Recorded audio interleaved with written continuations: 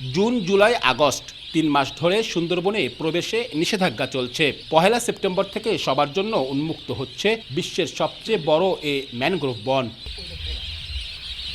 ৩ মাসে নতুন রূপ পেয়েছে সুন্দরবন। তার সৌন্দর্য যেন হাতছানি দিয়ে ডাকছে দর্শনার্থীদের। করমজল, হারবাড়িয়া, দুবলা, কটকা, কচিখালী, নীলকমল সহ সমুদ্র তীরবর্তী ও বনাঞ্চলের সবকটি পর্যটক স্পট দর্শনার্থীদের জন্য প্রস্তুত করা হয়েছে। পর্যটন ব্যবসায়ীরা নতুনভাবে সাজিয়েছেন লঞ্চ ও অন্যান্য নৌযান। ১ সেপ্টেম্বর থেকে চালু হবে। আমরা যেতে চাই, বুকিং করে আমরা ইনশাল্লাহ যাওয়ার জন্য মুখিয়ে আছি।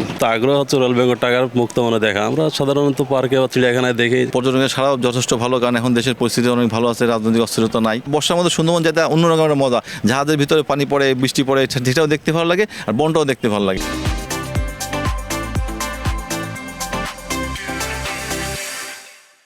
এদিকে বনে যাওয়ার জন্য জাল ও নৌকা সংস্কার সহ সব ধরনের প্রস্তুতি সেরে নিচ্ছেন খুলনা, বাগেরহাট ও সাতক্ষীরা অঞ্চলের জেলেরা। ৩ মাস যাইতে পারিনি, আমরা খুব কষ্টে দিন কাটাইছি। আমরা পাস সার্ভে যাব, জঙ্গলে ইনকাম করব, বৈধভাবে আমরা জঙ্গলে যাব, মাছ পোনা ধরবো।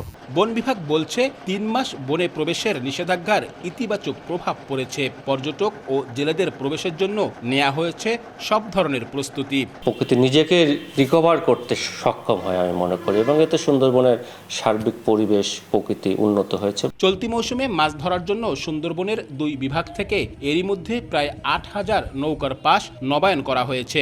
সুন্দরবনের প্রাকৃতিক সৌন্দর্য উপভোগ করতে গড়ে প্রতি বছর 2 লক্ষাধিক দেশি বিদেশি পর্যটক ভ্রমণে আসেন।